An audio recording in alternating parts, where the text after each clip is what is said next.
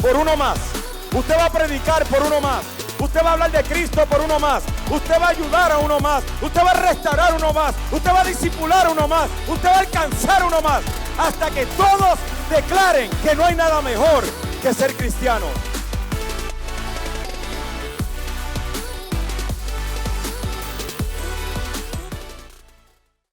Hoy comenzamos una nueva serie de mensajes. En esta nueva serie de mensajes se llama Esclavos o Libres.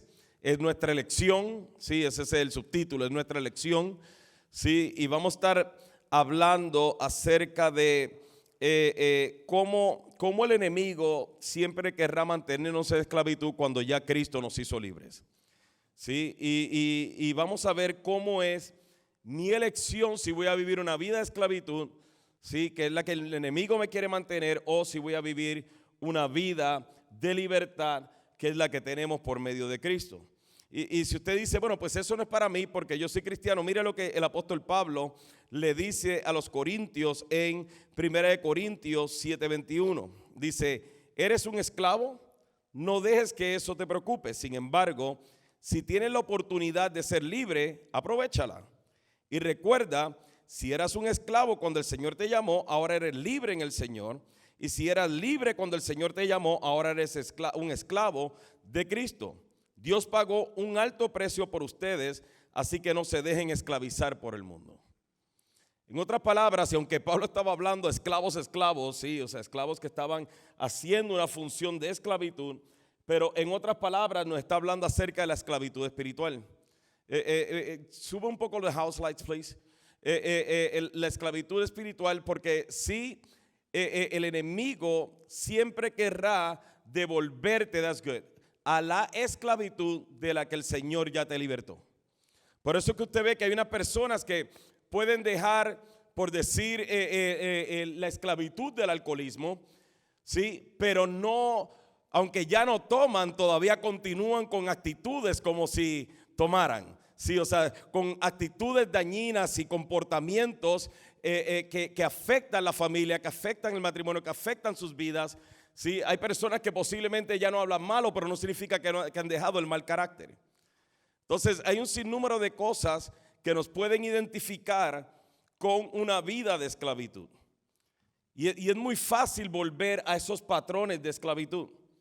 Y por eso es que a mí me llamó la atención cuando el Señor me estaba ordenando de hablar de esta serie, porque es cierto. Y el día de hoy voy a comenzar, y estos mensajes usted va a ver que vamos a hablar de un área de esclavitud y un área de libertad, ¿ok? Y el día de hoy vamos a comenzar con una de las áreas de esclavitud que no se habla mucho, pero yo creo que es bien importante, porque hoy vamos a estar hablando acerca de la esclavitud que produce el miedo comparado con la libertad que tenemos en las promesas de Dios. Sí, porque el miedo, aunque usted no lo crea, es una de las cosas que más nos mantienen en esclavitud. Hay personas que tienen miedo a cambiar su carácter, porque ya han funcionado en estos mismos patrones, estas mismas conductas por tanto tiempo, que les da miedo cambiar su manera de comportarse o su manera de pensar, porque tienen miedo a que algo no salga como ellos quieren y un sinnúmero de cosas. Pero el miedo nos hace esclavos de nuestro pasado y aún de nuestro presente. Y para mí esto es bien importante, porque la mayor razón por la que nosotros tenemos miedo es por experiencias dolorosas, traumáticas o trágicas que hemos atravesado en el pasado. ¿Sí? El miedo es el reflejo de experiencias del pasado, o no necesariamente usted la ha atravesado, pero que sí la ha visto a alguien más atravesándolas, y que ahora cuando usted ve ciertas cosas le producen ciertos sentimientos que le llenan de miedo y que le impiden a usted poder venir y confiar en la etapa en la que usted se encuentra. Y por eso es que el miedo nos hace esclavos. Hay algunos de nosotros que tenemos miedo a ciertas cosas que nunca hemos experimentado, simplemente porque nuestros padres nos sembraron miedo, o porque alguien más nos llenó de miedo, como el miedo al cucuy. ¿Alguna vez ha visto el cucuy? Pero ¿cuánto tiempo le tuvo miedo el cucuy? ¿Sí me entiende? ¿Quién le enseñó del cucuy? Porque yo no lo he leído en ningún libro todavía de la Biblia, no aparece. ¿Sí? Pero ¿quién sembró ese miedo?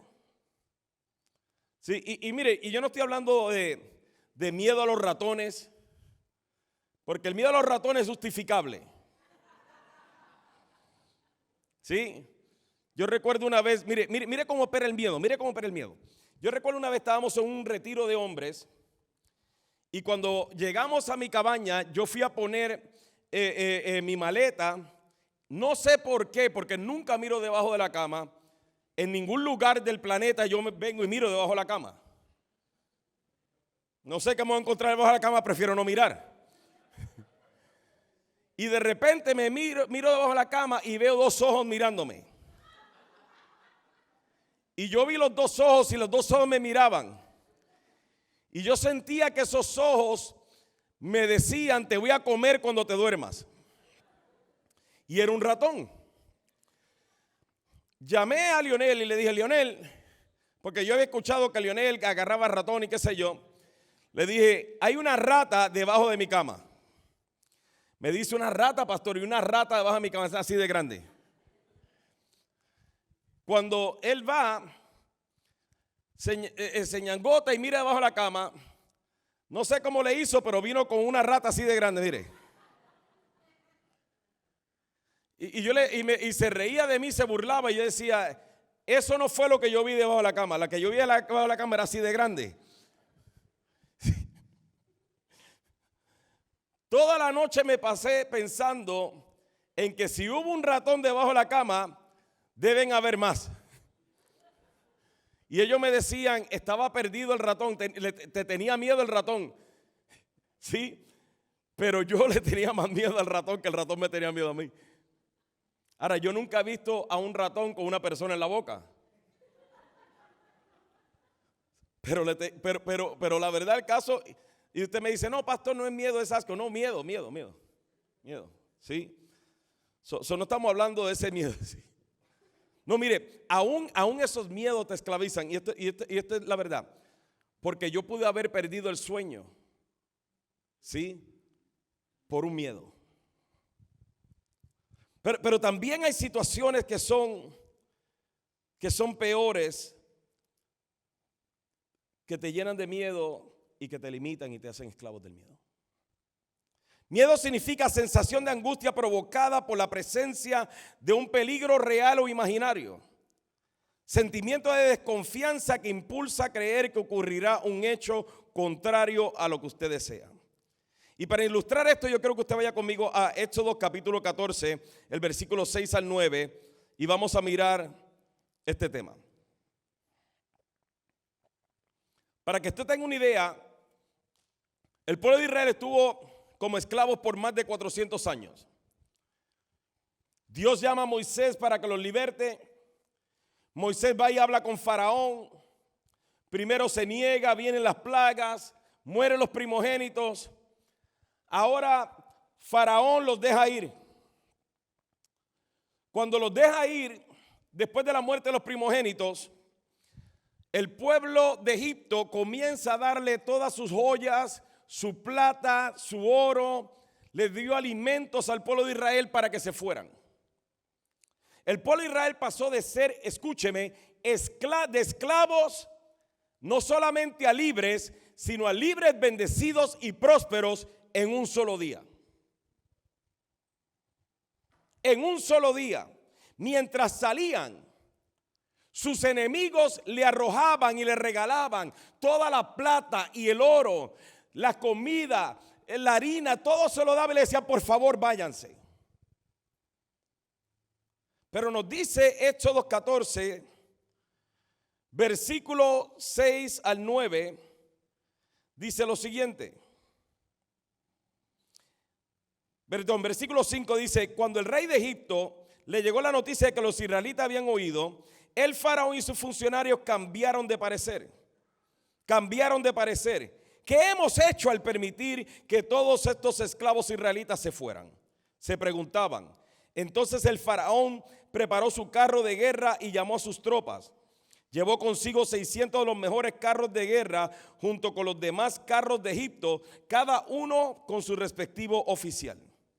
Así que el Señor endureció el corazón de Faraón, rey de Egipto, quien por lo tanto salió a perseguir a los israelitas, los cuales se habían marchado con puños en alto en señal de desafío. Los egipcios los persiguieron con todas las fuerzas del ejército de Faraón. Todos sus caballos y sus carros de guerra, sus conductores y sus tropas, y alcanzaron al pueblo de Israel mientras acampaban junto al mar, cerca de Pi-hahirot, o como diga esa palabra ahí, frente a Baal-Zephón. Si usted se fija, Dios tenía un plan y un propósito. Para lo que estaba sucediendo, el pueblo de Israel no entendía lo que estaba sucediendo, pero ¿sabe quién sí sabía lo que estaba sucediendo? Dios. Dios tenía un plan para todo esto que estaba sucediendo. Y muchas veces nosotros nos vemos en situaciones complicadas, difíciles, dolorosas, en las que nosotros pensamos que Dios se ha olvidado de nosotros, en las que nosotros pensamos de que Dios no está al tanto de lo que está pasando. Y dice el versículo 10, mientras el faraón se acercaba, los israelitas levantaron la vista y se llenaron de pánico al ver que los egipcios los alcanzaban. Lo que sucede ahora es de que ellos se llenan de miedo cuando ven que las cosas no están sucediendo como ellos esperaban que sucedieran. Cuando las cosas cambiaron de un momento a otro, el miedo los sobrecogió. Tenían el mar delante de ellos, no sabían nadar. Tenían un ejército que los venía persiguiendo. Fue Dios quien los llevó por el camino que los llevó y los puso al frente del mar, porque Dios tenía un propósito. ¿Y cuál era el propósito? Ahogar a los enemigos del pueblo de Israel, escuche, para que ellos jamás, desde Egipto hasta la tierra prometida, ellos jamás tuvieran que mirar a sus espaldas. Y muchos de nosotros, inmediatamente que las cosas nos van mal, nos llenamos de pánico como si Dios no fuera alfa y omega, como si Él no conociera el fin desde el principio. Y esto es lo que sucede con nosotros. Y esto es lo que hace el miedo. Te llena de pánico y de desconfianza, de olvidarte de que Dios tiene un propósito con tu vida. Por ejemplo, cuando una persona ha atravesado por una situación de infidelidad en una relación, tener que confiar nuevamente te da miedo. Cuando a una persona le dan un diagnóstico médico contrario a lo que esperan, ¿qué es lo primero que nos da? Es más, voy a tirar esta. No levante la mano ni diga amén. ¿Cuántos de ustedes prefieren no ir al médico por no escuchar un mal diagnóstico? Yo he escuchado eso. Oye, ¿ya te atendiste? No quiero ir al médico. ¿Por qué? Es que tengo miedo de lo que me va a decir.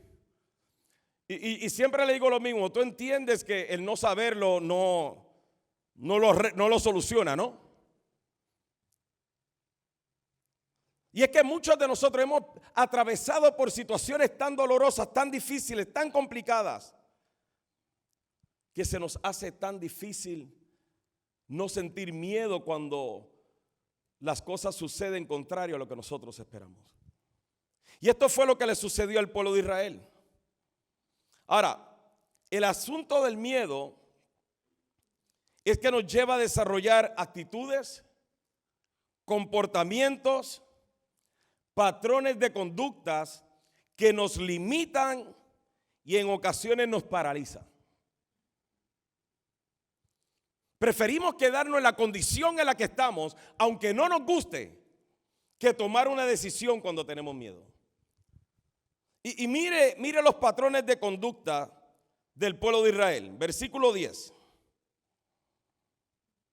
El versículo 10 ellos dicen: Mientras el faraón se acercaba,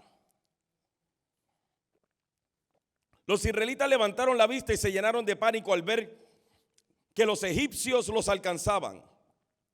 Entonces clamaron al Señor y le dijeron a Moisés: mire esto, ¿por qué nos trajiste aquí a morir en el desierto? ¿Acaso no había suficientes tumbas para nosotros en Egipto? ¿Qué nos has hecho? ¿Por qué nos obligaste a salir de Egipto? ¿No te dijimos que esto pasaría? Cuando aún estábamos en Egipto, te dijimos: déjanos en paz, déjanos seguir siendo esclavos de los egipcios. Es mejor ser un esclavo en Egipto que un cadáver en el desierto. Como cambian las cosas así. Y el asunto es este: nosotros vemos esto y decimos: wow, estos israelitas, ¿qué les pasaba? Nosotros nos comportamos de la misma manera con Dios. Reaccionamos de la misma manera con Dios. Y yo quiero que por favor usted entienda que ellos tenían todas las razones para tener miedo. 400 años de esclavitud, un desierto detrás de ellos, un mar delante de ellos, unos enemigos que venían con furia. Ellos tenían toda razón para tener miedo. Y usted puede tener su historia: pastor, es que usted no sabe lo que yo atravesé, es que usted no sabe lo que yo he pasado, es que usted no sabe lo que me hicieron. Y posiblemente usted tenga razón para tener miedo. Lo que no tiene razón es para dejar de confiar en Dios. Lo que no tiene razón es para imaginarse o considerar de que Dios no está al tanto de tu situación. Y permitir que tu miedo hable más fuerte que las promesas de Dios. A eso sí no tienes derecho. Porque los israelitas se olvidaron lo que Dios había hablado unos días anteriores. Cuando el Señor le dijo a ellos a través de Moisés en Éxodo 6, del 6 al 8, donde le dijo: por lo tanto, dile al pueblo de Israel: yo soy el Señor, te libertaré de la opresión que sufres y te rescataré de tu esclavitud en Egipto. Mira esto: te redimiré con mi brazo poderoso y con grandes actos de juicio. Te tomaré como pueblo mío y seré tu Dios. Entonces sabrás que yo soy el Señor, quien te ha librado de la opresión de Egipto. Te llevaré a la tierra que juré dar a Abraham, Isaac y a Jacob. Te la daré a ti como tu posesión exclusiva. Yo soy el Señor. En el momento en que las cosas comenzaron a cambiar, ahora también cambió la manera en que ellos se expresaban y se comportaban. Y usted dirá: pastor, yo nunca he hablado así de parte de Dios. No tenemos que hablar así no tenemos que hablar así de Dios, solamente comportándonos como que no le creemos. En el momento en que mi matrimonio ahora comienza a tener situaciones, comienzo a contemplar el divorcio. Y me olvido de todas las promesas que Dios se ha hecho a mi matrimonio. En el momento en que mis hijos se comienzan a comportar de cierta forma en la que yo no entiendo, ahora comienzo a tener miedo y a resignarme a la condición en la que ellos están, en vez de continuar creyéndole a Dios.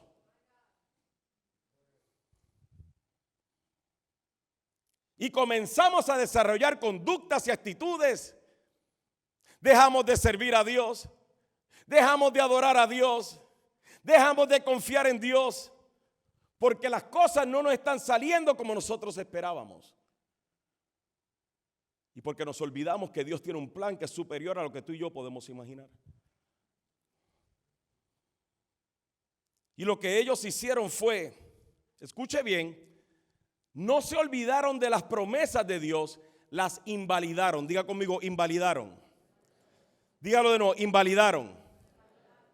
No es que se olvidaron, es que las invalidaron. ¿Cuál es la diferencia? Esto: olvidar significa perder el recuerdo o la memoria de alguna cosa.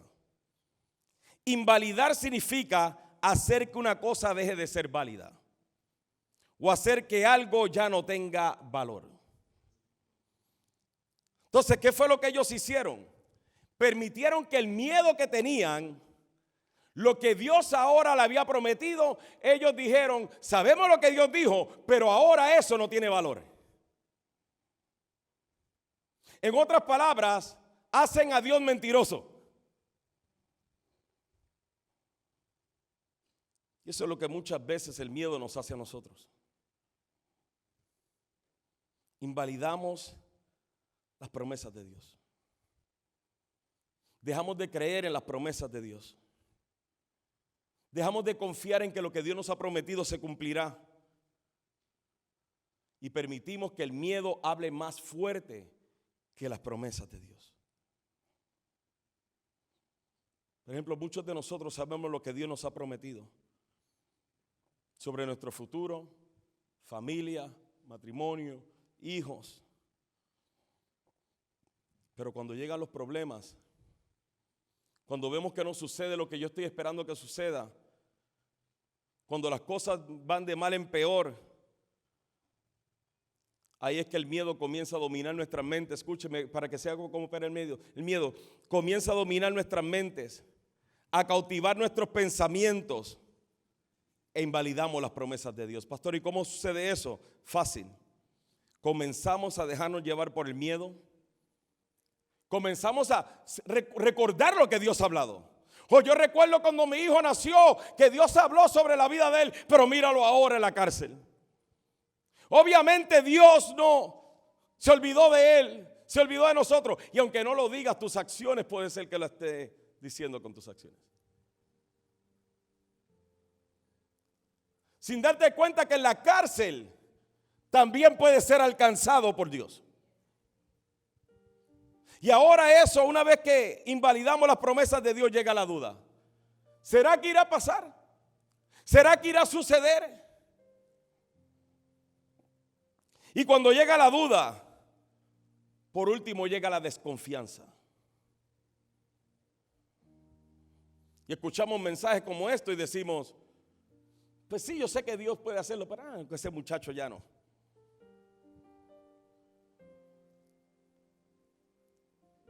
Y nos comportamos como el pueblo de Israel.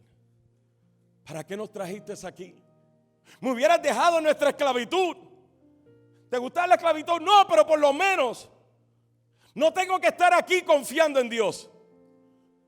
Por lo menos allí tenía que comer, aunque me azotaban y me golpeaban. Pero estar aquí en esta incertidumbre y tener que confiar en Dios, tener que depender de Dios. Y Moisés, cuando se da cuenta de la condición del pueblo, en el versículo 13 y 14 decide hacer algo al respecto. Moisés los ve en su incredulidad y le dice lo siguiente. Pero Moisés les dijo, no tengan miedo, solo quédense quietos y observen cómo el Señor los rescatará hoy. Esos egipcios que ahora ven, jamás volverán a verlos. El Señor mismo peleará por ustedes, solo quédense tranquilos. Fíjense que Moisés no les dice a ellos, ustedes no tienen razón para tener miedo. Ni les dice, su miedo no es justificable. Lo que Moisés le está diciendo es, no permitan que sus miedos los limite. Y lo que yo quiero decirte hoy, tú puedes contarme tu historia y decirme tus miedos. Pero si tu miedo te limita, tu miedo también te destruirá. Hay gente que tiene miedo del desenlace de la historia de sus hijos. Vienen de una relación de unos padres que posiblemente fueron bien estrictos con usted. Y ahora el miedo a no querer ser igual, usted deja de disciplinar a sus hijos. Las consecuencias son peores cuando actuamos con miedo. Yo he hablado con padres que sus padres los mantenían en la iglesia todo el día y dicen, no, es que yo no quiero servir mucho porque yo me comporté así porque mis padres se la pasaban en la iglesia como si fuera algo malo. Y ahora la indiferencia que ellos le presentan a Dios se la están pasando peor a sus hijos. Hay madres que han pasado por situaciones difíciles y dolorosas con su ex o con quien haya sido, y le siembran el miedo a los hijos. Usted nunca se deje de nadie, mija. Y lo que hacemos es que hacemos una mala reproducción de nosotros, sembrándoles miedo, que lo que traen son consecuencias a la vida de ellos. Cuando tomas decisión por miedo, créeme que las consecuencias son devastadoras. Yo no sirvo al Señor porque van y mis hijos se pierden.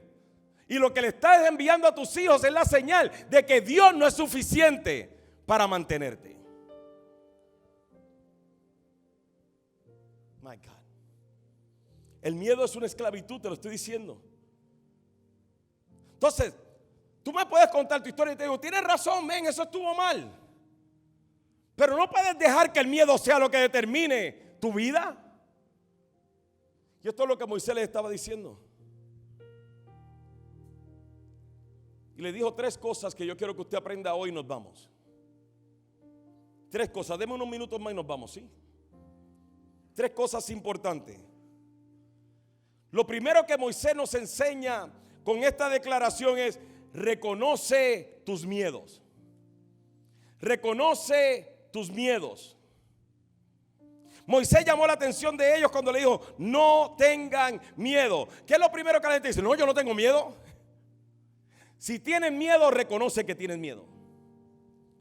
Porque el aparentar el miedo o el aparentar la valentía no te hace valiente. Reconoce tus miedos. El reconocerlo te lleva a darte cuenta de con qué tienes que lidiar. Y posiblemente usted tiene miedo hoy de darle una segunda oportunidad a su esposo o su esposa. Posiblemente usted tiene miedo de tomar ese nuevo trabajo o comenzar esa nueva empresa. Posiblemente tiene miedo de entregarle tu vida a Cristo. Posiblemente tiene miedo de servir a Dios. Mire, posiblemente tiene miedo de diezmar. Posiblemente tienen miedo de hablarle a un compañero acerca de Cristo. Reconoce tu miedo. Reconoce tu miedo. Porque el miedo también tiene una función importante en nuestras vidas. Y es que cuando el miedo llega a nuestras vidas, el miedo nos informa de un posible peligro. Y nos pone en alerta para llevarnos a reaccionar. Por eso es que cuando usted tiene miedo, lo importante es reconocerlo. Escuche, lo importante es reconocer el miedo. Es que el miedo en nosotros es el indicativo de que tenemos algo que hacer al respecto, que por lo general no haríamos. Entonces, cuando yo tengo miedo, cuando tú tienes miedo, es para ponerte en alerta de un peligro y para llevarte a levantarte. El miedo puede hacer 2 cosas en tu vida: amedrentarte y paralizarte, o llenarte de valentía y coraje y hacer algo al respecto. ¿Cuántos de ustedes, si ven 5 hombres fuertes, seas papá o mamá, viniendo en dirección a ti, a tu familia, cuántos de ustedes inmediatamente dicen y les da miedo? ¿Sí? Si me dice que no, yo pastor, no, le da miedo. El otro día estaba con mi nieta en el parque, y creo que hice esta historia ya, y llegó un hombre, y estábamos ella y yo solo en el parque, y cuando el hombre llegó, inmediatamente me dio miedo. Pero el miedo que me dio, lejos de venir y decir: ay, Señor, no me ataques, no, me llevó a pararme firme, como mandándole la señal de que para tú llegar a ella tienes que pasar por medio de mí. ¿Cuántos de ustedes, si esos 5 hombres vienen, lo primero que le da es miedo?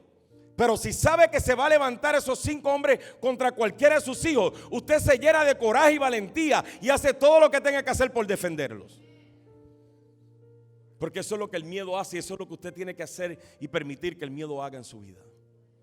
Darte cuenta que algo tiene que hacerse. Lo segundo que Moisés les dijo fue que se enfocaran en las promesas de Dios. Moisés les dijo: observen cómo el Señor los rescatará. Los egipcios que ahora ven jamás volverán a verlos. El Señor mismo peleará por ustedes.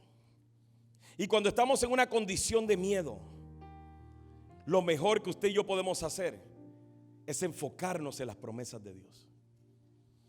Mire, cuando usted tiene miedo, lo mejor que usted puede hacer es escudriñar las Escrituras, meterse en la palabra, leer qué la Biblia tiene que decir al respecto de lo que usted está atravesando. En vez de venir y tirarse en una cama llorando sin saber qué hacer, tírese en la cama llorando y abra la Biblia. Porque cuando abres la Biblia y comienzas a descubrir la palabra, lo que Dios habla acerca de tu condición, lo primero que debes analizar es de que Dios está al tanto de que eso que estás pasando no es nuevo. Y que hay una solución y una promesa para eso que estás pasando.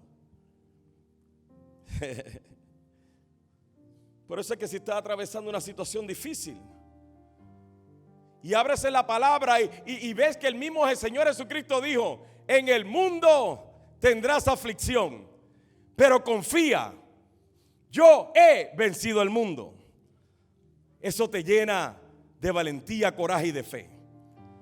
Cuando tú vienes y tienes miedo a la muerte y de repente escuchas las palabras que Cristo le dijo a Marta, cuando le dijo: Marta, todo el que cree en mí, aún después de muerto vivirá. ¿Lo crees, Marta? Eso te llena de confianza y de fe.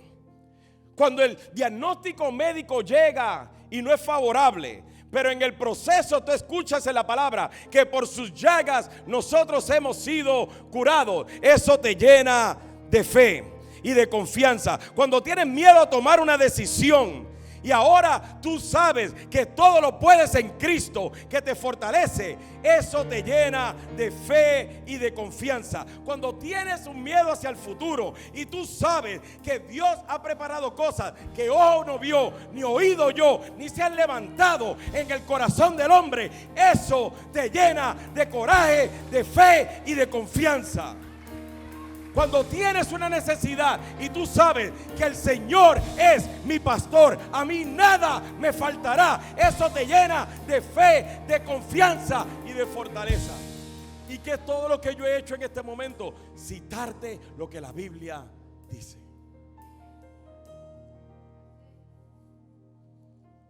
Lo que la Biblia dice. Es la palabra. Es la palabra. Y en el momento de tus miedos tienes que meterte en la palabra. Leer la palabra. Debes leer la palabra siempre. Mira, debes leer la palabra siempre, para que cuando llegue el miedo, automáticamente la palabra fluye a través de tu mente y tu conciencia. Y no tiene que ver a ver qué me dice Dios, no, sino que la palabra fluye y ahora se conecta con tu miedo y te llena de valentía. Y lo último que les dice: quédense tranquilos. Café, quédate tranquilo. Café, quédate tranquilo. O yo lo puse así: descansar en Dios. Quédate tranquilo, Café. Quédate tranquilo. El resultado de reconocer mi miedo y de escudriñar las Escrituras me llena de paz. Me lleva a descansar en Él. Y para que me entienda, descansar en Dios no significa que se va a sentir bien. No significa de que me voy a sentir que no tengo ganas de llorar. No significa que no voy a tener momentos de duda. Descansar en Dios significa que puedo mantener la fe y la confianza en que Dios está en control de mi situación, y yo puedo estar tranquilo confiando en que el Dios que me ama, Él hará, Él me levantará, Él me fortalecerá, Él jamás me ha dejado, Él no comenzará a dejarme ahora. Eso es descansar en Dios. Y nosotros tenemos que aprender a tener tranquilidad en Dios, paz en Dios, descanso en Dios. Es que no puedo solucionarlo. Por supuesto que no puedes solucionarlo. Por eso es que tu confianza es en Dios y no en ti. Me fascina como el apóstol Pablo lo decía. Cuando él le decía al Señor: Por causa de ti somos contados como ovejas de matadero. Nos persiguen todo el tiempo. Pero antes, en todas estas cosas, reconozco que somos más que vencedores. Por lo tanto, yo sé que ni la muerte, ni la vida, ni ángeles, ni principados, ni potestades, ni lo presente, ni lo porvenir, ni lo alto, ni lo profundo, ni ninguna otra cosa creada me pueden separar del amor de Dios que es en Cristo Jesús, Señor nuestro. Amén. Por favor, en tus miedos no dejes de confiar en Dios. El miedo viene a llenar nuestras mentes para llevarnos a dudar. Yo no sé a qué le tienes miedo. ¿Qué te está causando miedo? Todos nosotros le tenemos miedo a algo. Tenemos un temor de algo. Pero en esta mañana yo quiero que tú confíes más en la palabra de Dios, en las promesas de Dios, que en tu miedo. Si Dios habló a su corazón y usted nunca le ha entregado su vida a Cristo, por favor envíe un mensaje con la palabra Cristo al 94090 y con mucho gusto nos pondremos en contacto con usted lo antes posible.